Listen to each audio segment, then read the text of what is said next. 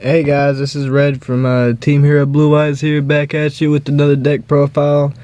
This is pure dinos, not true kings. I'll have a video of that probably in a couple weeks, so stay tuned for that.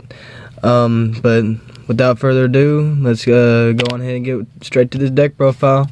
The most thing I like about this is has a lot of versatility for a structure deck, so it's real cheap to build. But starting off, 2 boss monsters standard. I don't really want to play more than 2 of these guys because he bricks real easily, kind of, and plus he's searchable off of Oviraptor and all that good jazz. But next up, you want to play 3 soul-eating Oviraptors. These are basically like the Shadow Mist of the deck.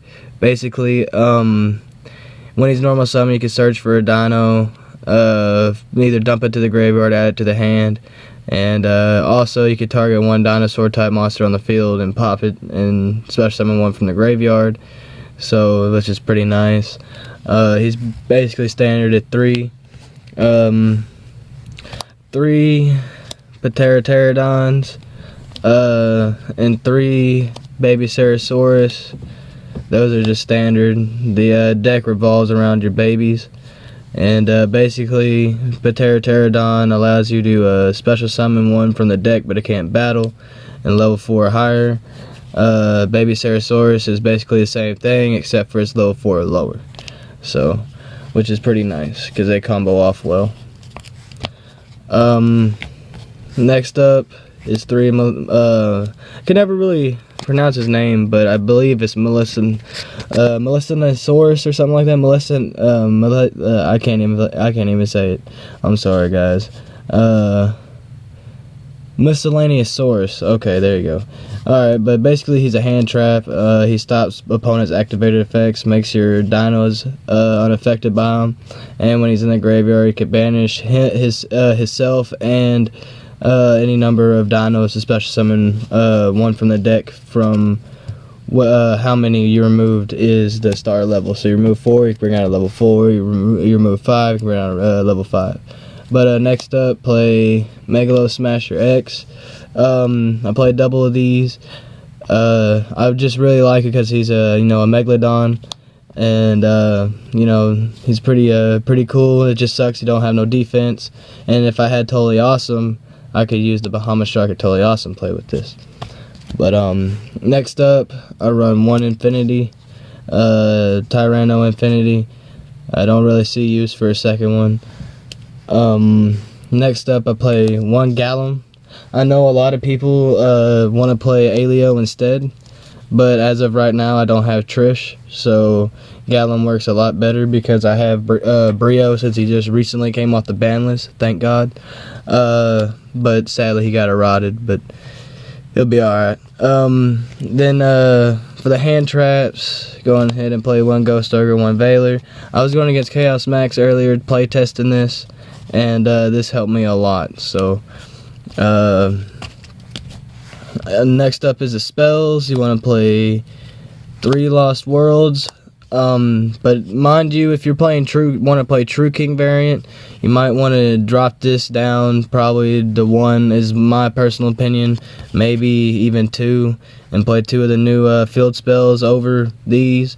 But I like these in the pure build because they just make combos go off. It's just standard. Basically, every monster on the field loses 500 attack, 500 attack and defense if it's not a dino, including your own field. So be careful about that. But when a dinosaur is normal summon, special summon, you special summon a token to their side of the field. And while they control a token, they cannot target your monsters with card effects. So that's pretty nice. And if a normal dinosaur type monster be destroyed by battle or a card effect, you can send one dinosaur type monster from your deck to the graveyard instead. So it's pretty nice because you could target on their board with the token with Oviraptor's effect to pop it to try to special summon from the graveyard, and if you could just negate that effect. And then by sending a baby source to the graveyard, and then just popping off combos. So it's pretty nice. And then, of course, the 3 terraformings for your 3 field spells. Or for your field spell, basically. Next up, this is standard. 3 fossil digs. A friend of mine is only playing 1 in his variant, but to me it is very much standard to run 3, because they're just amazing. They thin the deck out, so why not? Next up, you have spell and trap destruction, 2 twin twist, and an MST. Why not just the MST? You know, twin twists are just standard anyways. But next up, 1 right Gek, 1 pot of acquisitiveness to get my stuff back from the banish pile. I might bump this up to 2. I don't know. I'm play testing it at the moment. Then 1 upstart just to thin the deck out even more. But don't really run that many traps in this deck because I really want it to be OTK potential. So I run just the warning brigade. I mean the solemn brigade, solemn strike, solemn warning. Then the mirror force brigade, 1 storming, 2 quakings.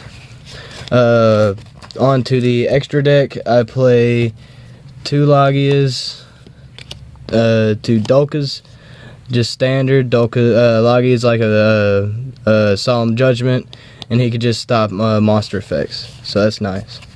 And then next up, just play the standard Utopia brigade. You know, the standard Utopia brigade because the lightning is a boss. The standard dweller, 101, basic Castell. I'm actually testing this out, Crooked Cook, because I could pop 1 card on the field, I guess. And I think, you know, I can... Let me read this effect. While you control no other cards on the field, this card is unaffected by other card effects. Once per turn in either player's turn, you can detach 1 material monster for the card, destroy as many other cards you control as possible. And this card gains 300 attack for each. So if you have him and a baby, you know, a baby dino, and you can use his effect to pop it. So it's pretty nice. But that's it for Exceeds. And then for Synchros, I have Brio, because Brio is a personal favorite of mine.